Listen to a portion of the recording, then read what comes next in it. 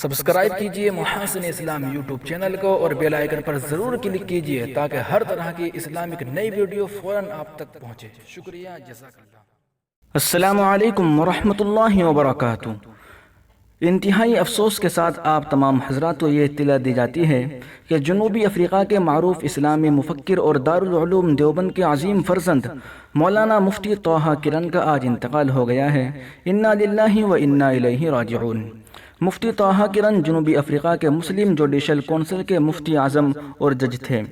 انہوں نے دارالعلوم دیوبند سے 1991 میں سند فضیلت حاصل کی تھی۔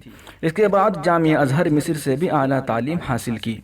مادر علمی دارالعلوم دیوبند کے فرزندوں کے افق عالم پر خدمات کے عنوان سے سال گزشتہ تعارف سیریز کے تحت مولانا مہدی حسن عینی صاحب نے مفتی طٰہٰ کرن سے رابطہ کیا تھا اور ان سے تفصیلی بات چیت بھی کی تھی۔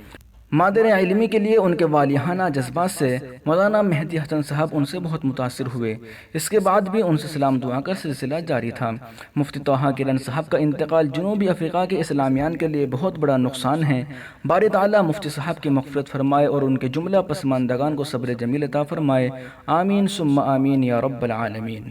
دیوبند الوداعی ترانے، خبریں، نعت نظم، بیانات، آواز کا سفر، مکالمے، ڈیبیٹ، پروگرام وغیرہ وغیرہ کی خوبصورت اپڈیٹ حاصل کرنے کے لیے ابھی یوٹیوب چینل محاسن اسلام کو سبسکرائب ضرور فرمائیں۔